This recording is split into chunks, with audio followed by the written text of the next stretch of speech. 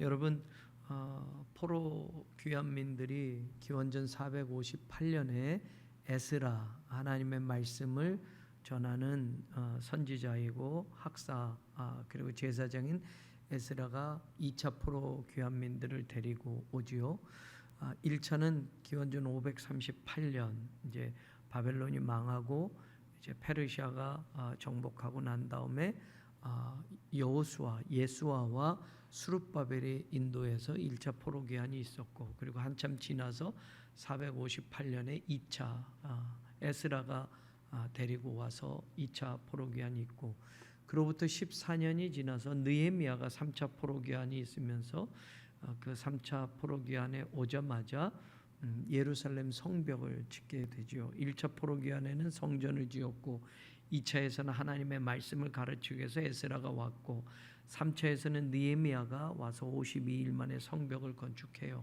그리고 성벽이 건축된 바로 그때 여러분 우리가 지난 시간 다 나눴던 말씀이에요. 이제 오늘 이 모임이 있게 되는 겁니다. 바로 14년 전에 먼저 들어왔던 에스라에게 하나님의 말씀 율법책을 좀 가지고 와서 우리에게 좀 들려주세요라고 청하게 되었고, 그래서 이제 에스라가 이 말씀을 들려주는 것을 이제 성벽 건축이 끝나고 백성들을 수문학 광장에 모아놓고 거기서 이제 하나님의 말씀을 들려주는 거예요. 우리야 지금 하나님의 말씀을 늘 듣고 예배 늘 드리지만 여러분 그동안 나라를 잃어버렸고 포로로 끌려갔고 성전도 무너졌으니 모든 하나님께 드리던 제사나 이런 것들이 다 망가졌던 거죠. 1차 포로 귀환에 와서 성전을 지었지만 성전을 짓는 것도 16년간 중단이 되었고, 또 우여곡절 끝에 성전을 지었고, 성전을 지은 지 지금 여러분 538년에 우리가 그렇게 해서 16년이 늦어졌고 지나갔으니 지금 458년 444년 되니 성전 지은 지도 두 번째 성전 지은 지도 한참 됐어요. 그래서 성경을 보면 사람들의 신앙이 좀 해이해졌죠. 해이해졌어요. 우리가 지금 세 번째 성전을 공식적으로 한다면 세 번째 성전을 짓는데, 새 성전을 지으면 막 기쁘고 막 야 그 성전에서 뭐 하지. 근데 그 성전이 지어진 지 50년이 또 지나 봐요. 우리가 헌문 성전도 여러분 벌써 수십 년이 된 성전인데 그 이전에 지었을 땐 새 성전이었고, 그리고 그곳에서 예배드릴 때 성도들은 얼마나 기뻤겠어요. 근데 시간이 지나고 건물도 낡고 노후화되고 뭐 이러면서 여러분 사람들의 신앙이 또 건물 자체가 중요한 건 아니겠지만 점점 또 예배도 흐트러지고 그렇게 되는 거죠. 그러니 지금 이제 성벽 건축을 겨우 힘들게 마치고 이 사람들은 영적인 갈망 속에서 하나님의 말씀 좀 듣고 싶은 거예요. 우린 너무나 흔하게 하나님의 말씀을 듣는 시대 속에서 사니까 하나님의 말씀이 얼마나 갈급한지 우리는 느끼지 못하고 살아가는 게 안타까운데, 이 사람들은 성경책도 없었고 하나님의 말씀을 가르쳐주는 사람도 없으니 얼마나 답답했을까. 그래서 하나님의 말씀 좀 들려주세요라고 청한 거예요. 자, 오늘은 이제 세 번째 조금 더 본문의 본론 쪽으로 우리가 들어갔으면 좋겠어요. 4절을 보세요. 4절을. 그때에 학사 에스라가 특별히 지은 나무 강단에 서고, 이제 하나님의 말씀을 전하는데 여러분 수문앞 광장 야외에서 하나님의 말씀을 들어요. 그러니 여러분 실내도 아니고 야외이니 소리 듣는 것도 힘들겠고 마이크도 없잖아요. 우리가 야외 가면 마이크 갖고 와세요 해서 사람들 지금 마이크도 없어요. 그런데 특별히 지은 나무 강단에 서서 이제 하나님의 말씀 전한다고 생각해 보세요. 특별히라는 이 말을 오늘 제가 처음 여러분과 나누고 싶어요. 여러분 우리가 성전을 건축하면서 우리가 세 번째 성전을 지으면서 여러분 다른 교회들 성전에 대한 것도 보고 또 어느 교회는 어떤 식으로 드렸다, 어떤 식으로 지었다, 뭐 성전 전체 컨셉이라고 하죠. 그래서 예배당하고 있는 본당, 옛날에는 본당만 커다랗게 지었어요. 예배당만 커다랗게 짓고 부속실 같은 건 별로 없어요. 그래서 교회 지으면 본당만 크게 짓고 사람들이 뭐 모여서 활동할 수 있는 작은 그룹들이 모일 수 있는 방들은 별로 없어요. 그냥 예배당만 막 몇천석 이런 것만 강조돼서, 그러니까 성도들이 예배드리고 나면 갈 데가 없는 거예요. 갈 데가 없어서 모일 데가 없죠. 옛날 성전들이 그랬어요. 자, 우리 교회도 성전을 지으면서 우리 교회 성전은 어떻게 할까? 좌석수는 어떻게 할까? 몇 평인데 이 평수를 전체 건평이 얼마면은 이 건평을 어떻게 쪼개서 예배당은 몇 평, 또 작은 예배당은 몇 평, 또 작은 그룹들이 속회도 드리고 분방 공부도 할 수 있는 작은 방은 몇 개, 카페도 집어넣냐, 체육관도 이런 걸 다 고민하면서 했단 말이에요. 근데 제일 중요한 건 이제 예배당을 어떻게 짓느냐라는 거예요. 뭐 교회 부속실도 뭐 몇 개가 있어야 되고 하는데 본당을 어떤 식으로 짓느냐. 요즘 현대식으로 교회들은 예배당처럼 안 짓는 교회들이 많아요.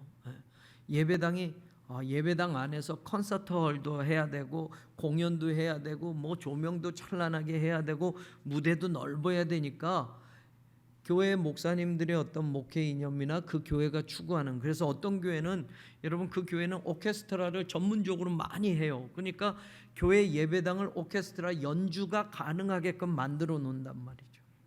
어떤 교회는 여러분 그 교회가 연예인 학교들이 있어요. 연예인 학교. 그래서 유명한 연예인들이 그 학교를 나와요. 그러니까 그 연예인들 고등학교가 있으니까 그 아이들이 공연을 하기 위해서 예배당은 공연장으로 만들어놨어요. 공연장. 일주일에 한 번 예배드리고 나머지는 공연들을 많이 하니까 예배당이라기보다는 콘서트홀 같은 거, 뭐 이런 강당같이 지어놨단 말이에요. 다 교회마다 특색이 있게 한단 말이죠. 어떤 교회는 진짜 성당처럼 천주교식으로 아주 빨간 벽돌 내부도 다 해서 그렇게 진단 말이에요. 우리 교회는 어떻게 질까라고 할 때 여러분 교회에서 가장 중요한 게 뭐라고 생각해? 교회에서 가장 중요한 거 예배. 어떤 사람 밥 먹는 거? 그럼 식당을 화려하게 짓자라고 할 수 있잖아요. 식당. 또 어떤 교회는 우리 교회가 예식장도 해야 돼. 그러면 교회를 예식장처럼, 그래서 세상 사람들에게도 빌려주고 뭐 그래서 교회를 예식장처럼 화려하게 꾸며야 돼. 뭐 샹드리에도 놓고 뭐 조명도 찬란하게 이럴 수도 있단 말이에요. 근데 교회가 왜 존재하고 교회가 뭘 위해서 존재하느냐? 뭐 여러 가지도 있지만 가장 주된 건 뭐예요?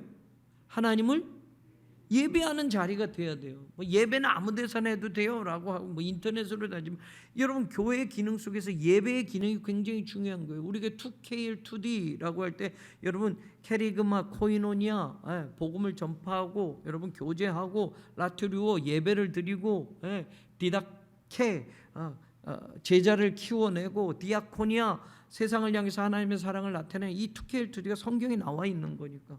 사실 교회 기둥들이 중요한 건데 여러분 예배가 중요한 거예요. 예배가 중요해.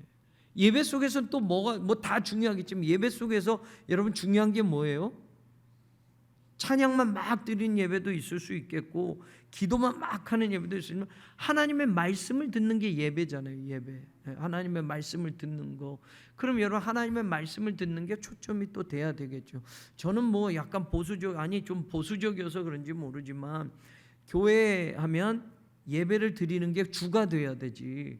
그리고 예배가 드리는 게 주가 되면 여러분 예배 드리는 그 제일 중요한 공간은 예배에 맞춰져야 될 거고, 그렇다고 고리타분하게는 아니지만 예배를 드리기 위해서 오늘 하나님의 말씀을 좀 듣고 싶어요 라고 했을 때 에스라가 하나님의 율법책을, 정말 귀한 율법책을 가지고 와서 그걸 들려줄 때 보니까 특별히 지은 나무 강단에 서서라고 되어 있어요. 특별히 지은 나무 강단. 이 말씀을 제가 묵상을 하면서 특별히 지은 나무 강단. 근데 우리말로는 특별히라고 이야기하는데 이 단어를 정확하게 분석하면 세 개의 단어가 무엇을 위하여라고는 히브리어 레라고는 거고, 그 다음에 관사 하가 붙어 있고, 그 다음에 말씀이라고는 다바르. 그래서 여러분 이 세 개 단어가 합해져서 한 단어가 됐어요. 라하트라. 그러면 여러분 특별히라는 건 무엇을 위한 특별히냐라고 할 때 그 말씀을 위하여예요. 이 특별히란 말씀을 문자 그대로 번역하면 그 말씀을 위하여. 말씀 듣고 싶어요 하니까 그 말씀을 가지고 왔어요. 율법책을 가지고 왔어. 그런데 특별히 지은 나무 강단이, 특별히가 뭐냐? 그 말씀을 위하여 지은 강단에 서서 말씀을 전했다는. 그러니까 교회가 여러분 공연도 할 수 있고 뭐 찬양도 할 수 있고 연주도 할 수 있고 하지만 교회가 여러분 그것만 하고 말씀을 전하는 일이 약화된다면 여러분 본질이 주객이 바뀌어지는 경우들이 있잖아요. 본질이 안 되는 거죠. 특별히 지은 나무 강단일 때 나무로 만들었지만 여러분 하나님의 말씀을 위해서 만든 강단에서 전한다. 우리 교회도 건축을 할 때 여러분 하나님의 말씀을 전하는 강단, 하나님을 예배하는 이 교회 예배당의 이 가장 중요한 개념을 놓치지 말아야 되는 거예요. 이거는 빼놓고 운동도 해야 되고 카페도 있어야 되고 뭐 유치원도 만들어야 되고 뭐 성도들이 뭐 놀 수 있는 공간도 있어야 되고 교제도 해야 되고 맞아요. 그렇지만 예배를 빼버리고 나머지를 중요하게 여겨놓고 그렇게 만들면 여러분 그런 거는 세상 건물에서도 할 수 있어요. 세상 건물, 세상 빌딩에서는 여러분 더 좋게 만들어서 그렇게 할 수 있고 호텔 가면 그렇게 될 수 있고. 근데 세상이 건물을 지을 때 예배를 위해서 세상이 건물을 지어놓은 그런 세상 건물 보셨어요? 식당을 위해서 건물을 지을 수 있고 공연을 위해서 건물을, 세상은 교회보다 더 멋지게 더 화려하게 그 나머지 것들은 할 수 있어요. 사람들이 모여서 교제를 나누기 위해서도 할 수 있고 공부할 수 있는 방을 짓는 그런 건물도 있지만 세상에서는 예배를 드리기 위한 공간으로 건물을 지은 곳은 한 군데도 없어요. 근데 교회가 그거를 빼버리고 다른 것들을 중요하게 여기면서 그걸 붙든다고 한다면 여러분 뭔가 잘못된 거죠. 잘못된 거. 오늘 하나님의 말씀 듣고 싶어요 라고 할 때 첫 번째 에스라가 그 말씀을 위하여 나무 강단을 준비했고 그 강단에 서서 오늘 말씀을 전한다. 우리 교회도 마찬가지. 성전 건축을 하는 데 있어서 하나님을 예배하는 예배당, 하나님을 예배드리고 하나님의 말씀을 듣기 위해서 모이는 그 가장 중요한 본질을 잃어버린 교회가 돼서는 안 되겠다. 그럼 오늘 나도 마찬가지. 오늘 여러분들이 예배를 드리러 왔다면 여러분 그 가장 중요한 예배는 목사 설교 듣는 게 아니고 하나님께 드리는 예배라고 하면 하나님을 만나기 위한 것에서 내가 특별히 준비한 것들이 뭐가 있느냐, 이게 예배의 본질이 되어야 돼요. 그냥 어제 드린 거, 옛날 드린 거, 그저께 뭐 일주일 전에 드린 예배랑 별 차이 없는 게 아니라 내가 하나님께 드리는 예배라고 한다면 내가 특별히 뭘 준비하고 그 예배에 임하는가. 오늘 이 특별히 지은 나무 강단처럼 여러분, 내가 하나님 앞에 예배자로 선다면 오늘 나의 예배는 하나님을 위한 특별한 게 무엇이 있을까를 고민하는 예배자가 되어야 된다라는 거예요. 이거를 놓치지 말자. 설교 듣고 싶어요, 말씀 듣고 싶어요, 그리고 청하긴 해놓고선 하나님께는 스페셜리 준비한 건 하나도 없어. 내 자식이 돌이면 돌잔치를 어떻게 할까, 뭐 이벤트를 어떻게 할까, 얼마짜리 식사를 준비할까, 이런 건 특별히 나를 위해서는 세상 살면서 특별히 하는데 하나님을 예배하는 데 있어서는 특별한 게 하나도 없다면 문제가 된다 이거죠. 사랑하는 여러분, 오늘 이 말씀을 청한 이유에서 말씀을 청해놓고 나는 특별한 게 준비되지 않는 사람이 아니라 그 말씀을 위한 특별한 것을 오늘 준비해서 그 강단에 선 것처럼 오늘 나도 하나님을 예배하는 자로 여러분 세상에서 할 수 있는 일이 아니니까 하나님을 예배하러 나온 내가 하나님 앞에 특별히 준비되어진 게 무엇인가를 고민도 하고 또 그 준비를 하면서, 그래서 우리가 헌금도 드리기도 하고 어떤 때는 너무 갈급해서 그 예배 시간에 예배가 시작되자마자 눈물도 나고 하나님께 찬송이 너무 부르고 싶어서 그 찬송 부를 때 가슴이 울리고 하나님의 말씀이 너무 그리워서 말씀을 들을 때 그 말씀에 대한 반응을 하고 이런 거, 이 특별한 거 오늘 내게 있는가 한번 생각해 보는 것. 첫 번째 묵상을 했어요. 두 번째 보십시다. 5절 보세요. 5절 보면 에스라가 모든 백성 위에 서서 그들 목전에 이제 책을 편히, 율법책을 딱 편히 보세요. 책을 펼 때에 어떤 일이 일어나요? 책을 펼 때에 모든 백성이 일어서니라. 제가 예전에 우리 교회 이 말씀을 읽고 제가 감동이 돼서 이제 우리가 주일 예배 때는 설교 전에 말씀을 봉독할 때 우리 다 일어섭시다 라고 해서 우리 교회는 주일 예배 때 여러분 성경 봉독을 할 때 우리가 일어서는 거예요. 일어서는 거. 몸이 아프고 다리 불편한 분들은 괜찮지만 하나님의 말씀을 읽을 때에 우리 같이 한번 일어섭시다. 제가 이 구절에서 은혜 받고 우리 교회에서 주일 예배 드릴 땐 하나님의 말씀을 읽을 때 다 일어서자 이렇게 한번 몇 년 전에 제의를 해서 지금 그렇게 하고 있어요. 자, 여러분 하나님의 말씀을 펼 때에 모든 백성이 일어서는 반응이 있었어요. 에스라가 여러분 다 일어나세요 라고 해서 일어난 게 아니에요. 그죠? 하나님의 말씀을 듣고 싶어요 하고 이제 에스라에게 율법책을 좀 가져와서 들려주세요 하니까 이제 특별히 만든 강단에 서서 에스라가 율법책을 딱 펴니까 사람들이 반응이 어떻게 됐어요? 모두 일어섰다. 여러분 이건 무슨 반응이에요? 여러분 우리가 말씀에 대한 중요한 게 있어요. 말씀 듣고 싶어요 청해놓고 말씀에 대한 반응이 없는 사람들이 있단 말이에요. 하나님을 예배하러 오겠습니다 라고 하는데 예배드리러 오는 사람의 예배자의 자세가 안 되고 예배자의 반응이 없는 사람이 있어요. 말씀을 듣고 싶어요 해서 왔어요. 그럼 말씀을 피자마자 사람들의 반응이 모두 어떻게 됐다? 일어섰다라는 건 여러분 우리가 뭘 느끼는 거예요? 여러분 말씀 듣고 싶어요 해서 말씀 가지고 와서 말씀을 폈어요. 그래서 사람이 일어났어요. 이건 무슨 반응이에요?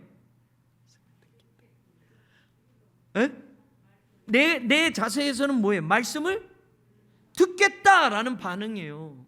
말씀을 듣겠다. 말씀을 듣겠다. 말씀 이제 하겠다고 해서 말씀을 펴니까 모두가 일어난 거예요. 이 말은 뭐예요? 말씀하세요. 이제 듣겠습니다 라는 거예요. 이 반응이 첫 번째 나왔어요. 여러분 우리가 예배자로 섰을 때 가장 중요한 게 이겁니다. 하나님 내가 말씀 꼭 듣겠습니다 라는 자세. 일어난 거예요. 일어난 건 하나님에 대해서 하나님의 말씀에 대해서 반응을 하는 거예요. 아까도 특별히라는 게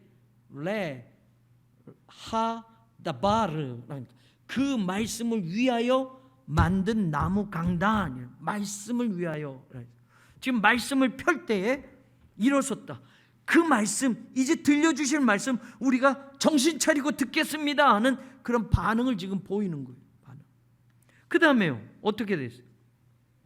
에스라가 6절에 위대하신 하나님 여호와를 송축함에 사람들이 그 다음에 어떤 반응이 나와요? 모든 백성이 손을 들고 아멘 아멘 하고 뭐 했다? 응답했다. 여러분 이건 뭘 느끼는 거예요? 자 하나님의 말씀을 폈어요. 아직 에스라가 하나님의 말씀을 전했어요? 안 전했어요? 안 전했어요. 아직 말도 시작하지 않았어요. 하나님을 송축했어요. 먼저 말씀을 펴고 하나님께 먼저 영광을 돌리고 그러자 사람들이 어떻게 했다? 손을 들었어요. 손을 들고 아멘 아멘. 아직 말도 안 했잖아요. 아멘 아멘. 여러분 그렇게 응답했다라고 할 때 말씀을 크게로 이야기하면 말씀을 듣는 사람의 입장에서 두 가지 반응이 나와요. 말씀에 대한 긍정적인 반응을 하는 사람이 있고 말씀에 대해 부정적인 반응을 하는 사람이 있어요. 여러분 아멘 아멘은 긍정적이에요? 부정적이에요? 긍정이에요. 하나님의 말씀엔 긍정적인 반응하는 사람이 돼야 돼요. 근데 아멘이 아니라 노멘 하는 사람이 있잖아요. 제가 예전에도 한번 이야기했어요. 여기 우리 교회에서 개척한 교회 저기 관악 지방에 거기 설교를 오후에 주일에 갔었잖아요. 그런데 이 가운데 쪽 저 뒤쪽에서 한 사람 이렇게 하고 듣는 거예요. 이렇게 하고 들으니까 여러분 말씀을 전하는 사람이 이렇게 하고 딱 들으면 기분이 좋아요? 안 좋아요? 아니 처음부터 계속 이렇게 하고 약간 고개는 이렇게 하고 계속 듣네. 그리고 뭘 해도 아멘도 안 해. 그러니까 설교를 하는데 기운이 좀 쪽 빠졌어요. 우리 성도님들도 아멘은 별로 안 하잖아요. 제가 아멘 하세요라고 강조도 안 하잖아요. 뭐 아멘이 돼야 저절로 나오는 거지. 뭐 부흥사들은 아멘 할렐루야 할렐루야 아멘 이렇게 막 주입을 시켜놓고 하니까 그냥 아멘이 아닌데도 아멘 하는 사람 많잖아요. 그런 아멘 아무 소용도 없고, 은혜가 되면 저절로 아멘 하니까. 또 쑥스러운 사람은 아멘을 잘 못해요. 속으로 아멘 하지. 그거 알아요. 예. 이렇게 하고 그 별로 아멘도 안 하고. 근데 나중에 알았어요. 거기 대부분이 그 교회는 충청도 사람이래요. 목사님이 그러더라고. 그래서 나중에 얘기하는데 우리 교인들이 조금 반응이 늦어요. 근데 이제 설교 끝나고 나니까 인사할 때 막 반응이 좀 거칠게 나와가지고, 야, 이게 좀 다르구나. 이게 성향이 좀 다르구나. 그리고 끝나고 이제 장로님들이랑 얘기하는데 그런 말씀하셔서, 이게 너 잘하나 안 하나 이게 아니라 이분들이 원래 그런 거구나. 그리고 좀 늦는데요. 그래서 충청도 분들이 또 그렇대요. 나중에 저기 충청도에서 목회하는 사람 얘기 들으니까 그렇대요. 그것이요? 그럼 이게 뭐 이렇게 그런 뭐 충청도 말로 하면 그게 긍정은 아니래요. 근데 그걸 서울에서 간 목사는 잘못 알고 뭐 그렇게 하면 하라고 그러는 줄 알고, 근데 그거는 생각해 보겠다는 뜻이래요. 근데 뭐 하여튼 그 지방마다 특색이 있는데, 자, 책을 폈더니 일어섰고, 여러분 하나님께 먼저 송축했더니 사람들이 손을 들고서 아멘 아멘 했단 말이에요. 이건 뭐예요? 말씀을 듣겠다고 해서 일어섰고, 그리고 말씀에 대하여 긍정적인 반응을 하는 거예요. 아멘 아멘, 진리의 말씀입니다. 아멘 아멘, 이렇게 한단 말이에요. 여러분, 우리도 이런 사람들이 됐으면 좋겠어요. 저는 우리 교회가 이런 예배자가 됐으면 좋겠어요. 봐요, 아멘 시키지도 않았는데 아멘 저절로 잘하잖아요. 이게 아멘이 되니까 하는 거잖아요. 지금 그렇게 됐어요. 아멘 아멘 하고 응답했어요. 그 다음에 또 보세요. 그 다음에 어떻게 했어요? 몸을 굽혔다. 몸을 굽혔다라고 하는데, 이 굽히다라는 단어 카다는 절하다라는 거예요. 여러분, 그냥 이렇게 굽힌 정도가 아니라 절을 했어요. 아멘 아멘 하고 절을 했어요. 근데 이게 절을 하는 게 에스라를 향해서 하겠어요? 하나님을 향해서. 예배는 하나님께 꿇어 엎드리는 거예요, 여러분. 샤하 히브리어로, 프로스큐네오 히라보로. 여러분, 예배의 가장 그 외형적인 모습은 꿇어 엎드리다예요. 꿇어 엎드리다. 이 모습이 나오는 거예요. 지금 하나님의 말씀을 펴니까 우리가 듣겠습니다라고 일어섰고, 그 다음에 아멘 하면 손을 들고, 우리가 긍정적으로 하나님의 말씀에 반응하고, 하나님의 말씀에 부정적으로 반응하는 사람이 있다니까요. 근데 하나님의 말씀에 긍정적으로 반응하고, 그 다음에 몸을 굽혔다는, 절을 했다라는, 절을 했다. 하나님께 경배하다. 그래서 연결되는 거예요. 몸을 굽힌 거와 그 다음에 행위가 단절된 게 아니라, 몸을 굽히는데 어디까지 굽히냐 보세요. 뭐를? 얼굴을 땅에 대고. 여러분, 얼굴을 땅에 대고 상상이 되지요?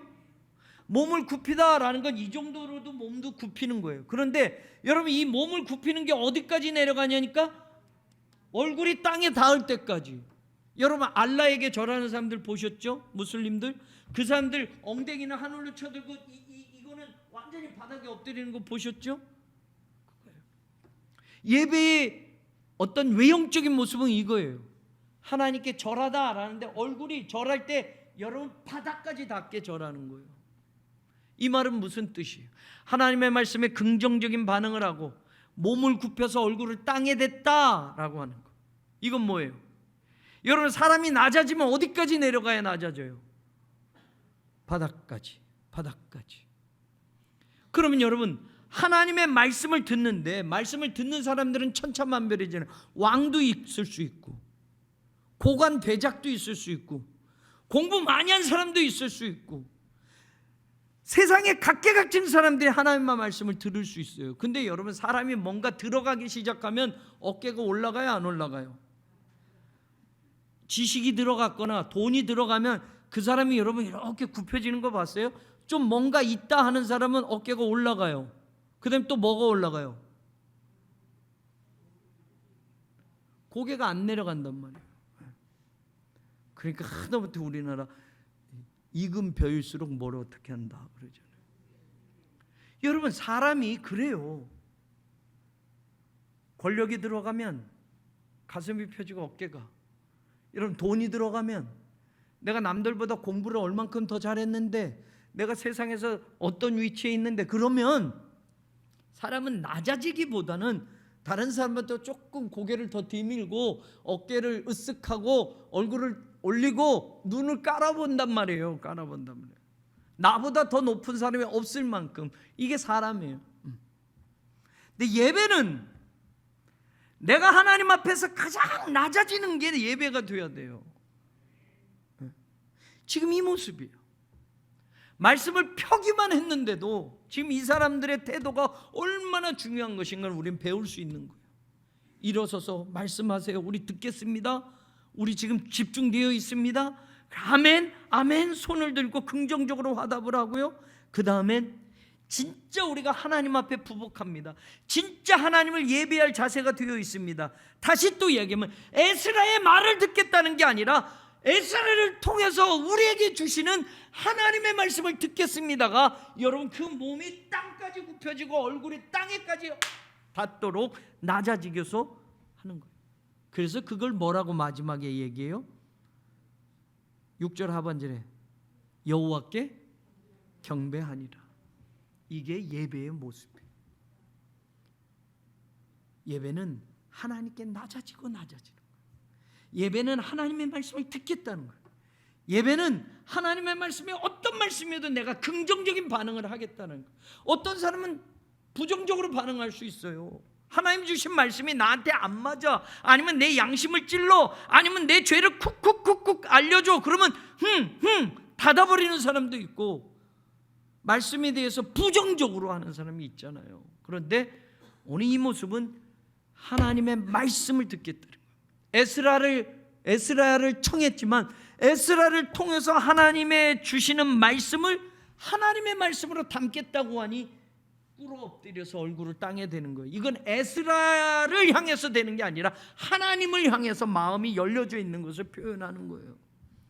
제가 아무리 못났어도 하나님이 저의 입술을 통해서 하나님의 말씀을 주신다면 그 믿음으로 예배하는 사람이 될 때 은혜를 받는 거예요. 여러분, 목사님이 공부를 얼만큼 했지? 박사학위는 있나? 목사님이 어떤가? 이게 아니라 여러분, 박사학위가 몇 개 있어서 설교를 잘하고 은혜를 끼치는 게 아니라, 여러분 하나님께 내가 예배할 자세를 준비가 되어 있고 그런 긍정적인 반응을 하면, 여러분 무지랭이 같은 사람을 통해서도 저들은 학문 없는 범인인데 어떻게 저런 능력의 말씀을 전할까 하는 것처럼, 무식한 베드로를 통해서도, 배우지 못한 베드로를 통해서도 하나님의 성령이 역사해서 말씀을 전하니 그 말씀이 권세가 있고 능력이 있고 사람들이 가슴을 치면서 내가 어찌할꼬 회개했던 것처럼 말이에요.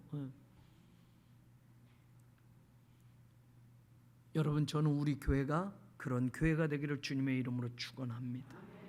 이게 예배다. 그래서 여호와께 경배했다. 하나님께만 낮아지세요.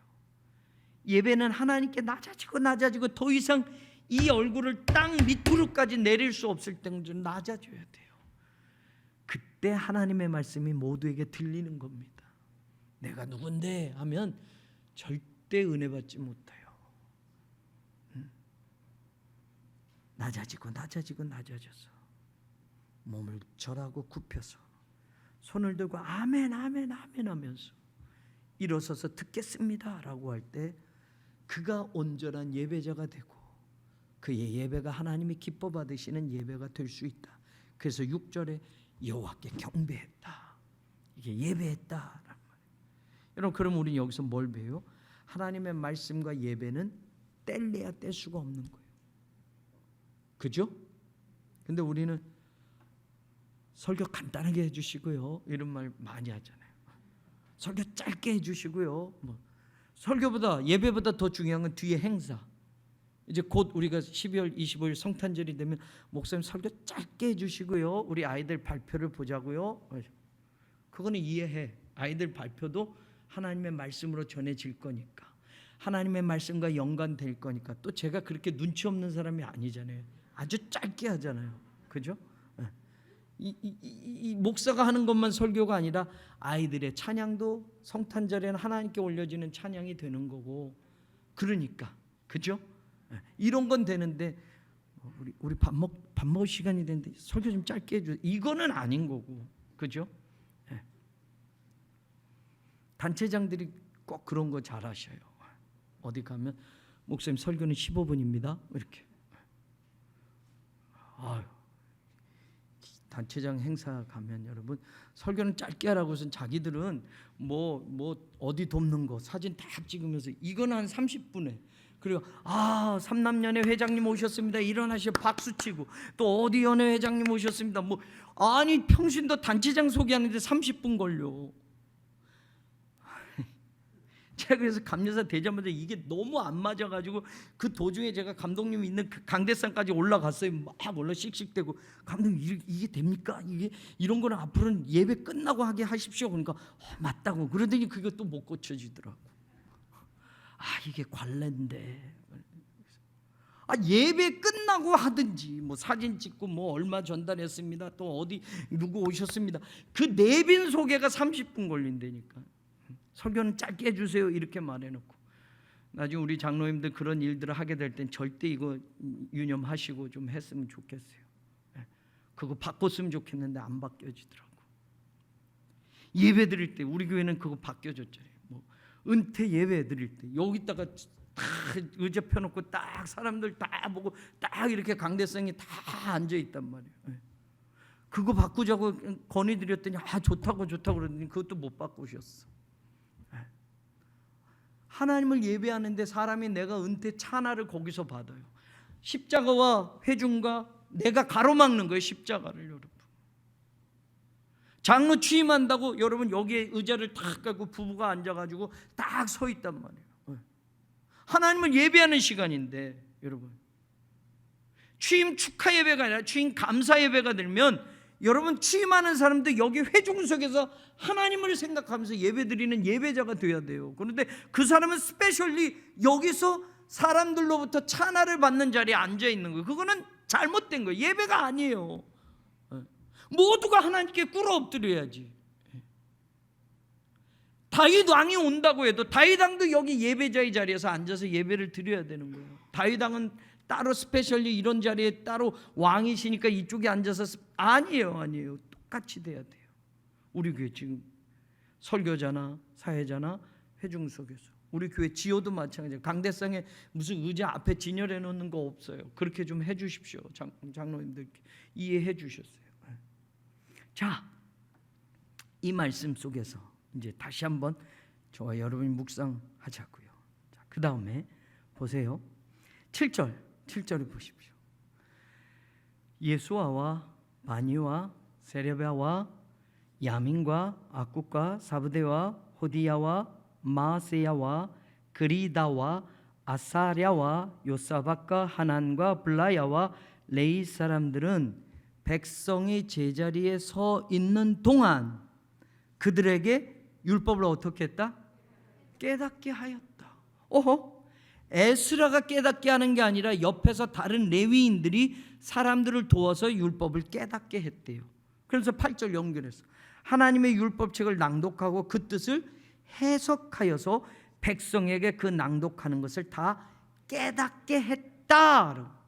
여러분 오늘 에스라가 하나님의 말씀을 적으로 에스라가 다 하는 줄 알았더니 에스라를 돕는 레위인들이 곁에서 사람들에게 율법을 다시 가르쳐주고 깨닫게 하고 다시 전해주고 다시 해석하고 그게 무슨 뜻인지 전해주자 사람들이 그 말을 다 알게 됐고 깨닫게 되었다.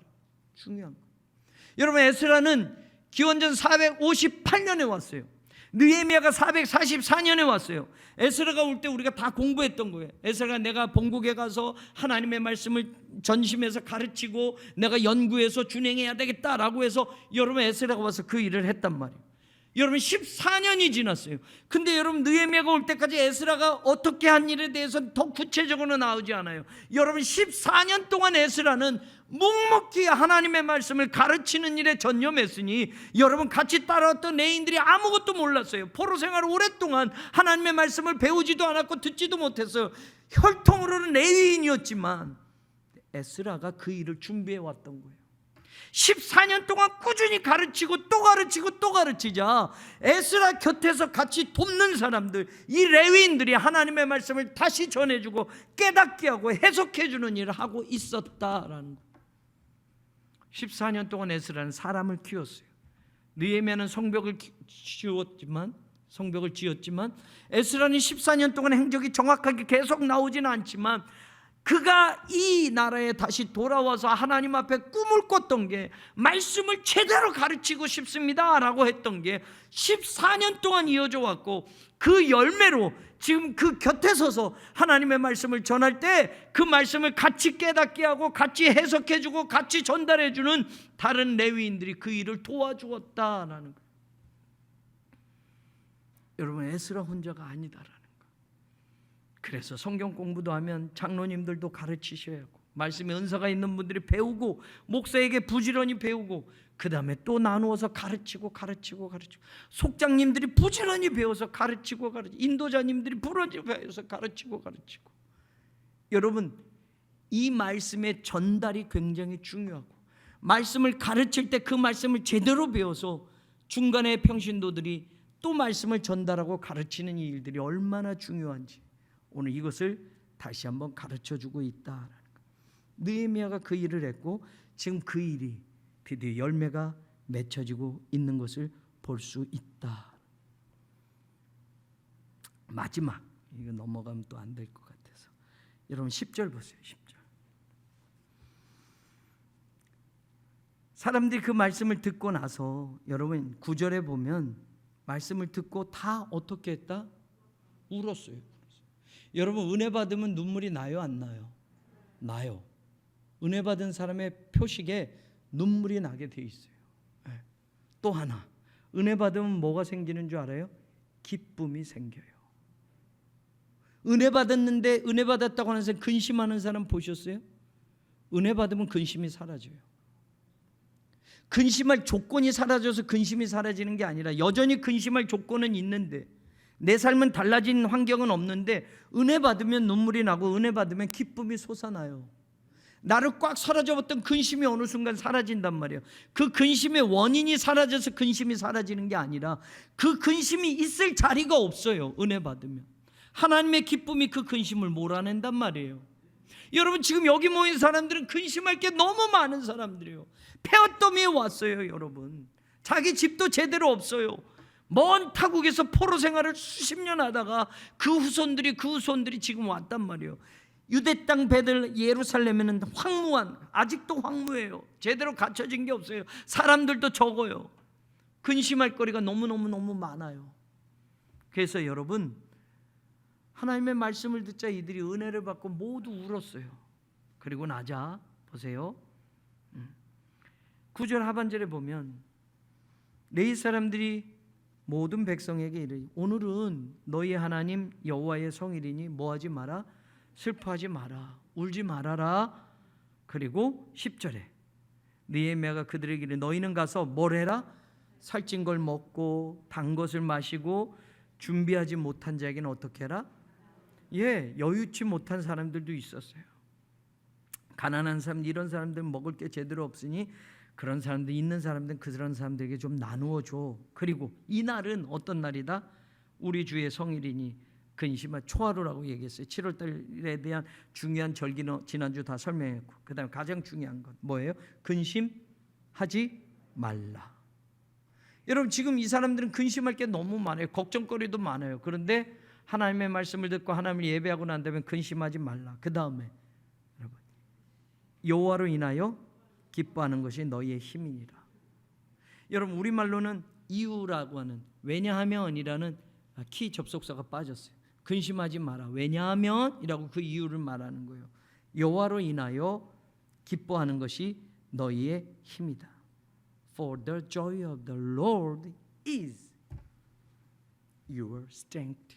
이거 중요한 거예요. 근심할 게 없어서 근심하지 말라는 게 아니에요. 근심은 있어요. 근심할 내용은 있어요. 근심할 삶은 여전히 달라진 게 없어요. 근데 지금 근심하지 마. 왜냐하면 하나님을 기뻐하는 게 너희에게 뭐가 된다? 힘이야. 여러분, 이거 정말 중요한 거예요. 오늘 우리의 인생도 마찬가지예요. 근심할 일들이 있고 걱정할 일들이 있고 염려할 일들이 있잖아요. 우리가 세상 속에서 살면서 그게 왜 없어요? 하나님을 예배하러 지금 나온 이 시간 여러분들 삶의 조건이 다 좋아져가지고 기쁜 게 아니란 말이에요. 여전히 삶의 조건은 해결되지 못한 것들이 있어요. 근심할 내용이 있어요. 걱정거리가 있어요. 그런데 우리가 잊지 말자는 거, 주님만 기뻐하는 게 우리에게 뭐가 된다? 힘이 된다. 여러분, 주님은 내가 있어서 기쁜 분이 되는 거고 내가 없어서 기쁜 분이 안 되는 게 아니란 말이에요. 그죠? 내가 가난하니까 주님이 있어도 없어도 기쁘지 않는 게 아니고, 내가 부자가 돼서 주님이 기쁜 게 아니고, 내 삶의 조건하고는 상관없어요. 우리는 주님의 사람, 하나님의 백성이라면 하나님이 그냥 우리의 기쁨 자체가 되는 삶이 고백이 되어줘야죠. 그게 우리의 힘이라고 말하고 있는 거예요. 그렇잖아요, 여러분. 근데 우리는 거꾸로 살아요.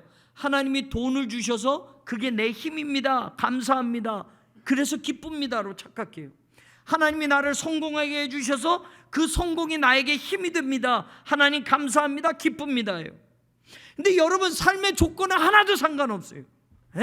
부자이든 가난하든 병들었든 안 들었든 상관없어요. 하나님이 나의 기쁨입니다가 우리의 신앙의 본질이어야 돼요. 그러면 그게 힘이 되는 거예요. 언제나 힘이 되는 거예요. 근심할 상황이 있어도 하나님이 나의 힘입니다. 근데 여러분, 이 힘이라는 단어가 구약 성경에 피난처라고도 해석이 되어 있어요. 산성이라고도 해석이 되어 있어요. 시간 관계상 그거 안 찾아보겠어요. 그러니까 여러분, 하나님은 언제나 나의 뭐예요? 힘이 되시니까 하나님은 언제나 나에게 뭐가 돼요? 피난처가 되시는 거예요. 여러분, 하나님께 피난할 때, 내가 힘들고 고통스러울 때 하나님께 피난하는 거예요. 그러면 거기서 힘이 나는 거예요. 다른 인생의 모든 것들이 무너져가요. 돈이 내 울타리가 됐는데 그 돈도 울타리가 깨지는 때도 있단 말이에요. 세상의 권력이 나를 든든히 치는 울타리인 줄 알았는데 그게 부서지는 때가 있어요. 하나님만이 나의 산성입니다. 부서지지 않는 산성. 그래서 하나님 안에 갑니다. 그랬을 때 나를 안전히 지켜주니 하나님이 나의 힘이 되는 거예요. 이 힘이 바로 그런 뜻이에요. 힘, 산성, 피난처라고 번역되는 단어, 마우츠라는 단어예요. 여러분, 하나님이 우리의 힘임을 믿으십시다. 제가 요즘 그렇게 은혜를 받는 거예요. 때론 막 건축 문제, 또 뭐 공문이 어제 한 장 또 날라와서 또 쿵 하고 뭐 이거 어떡하지, 또 이렇게 하고 이렇게 하고. 근데 순간 또 깨닫는 거야. 하나님이 나의 힘입니다, 감사합니다. 그럼 하나님께 기도하고, 그럼 하나님이 또 힘을 주시고, 또 그게 걱정이었는데 지나가면 또 다 해결하실 길을 열어주시고. 여러분, 이 말씀이 오늘 저와 여러분의 말씀이 되기를 주님의 이름으로 간절히 축원합니다.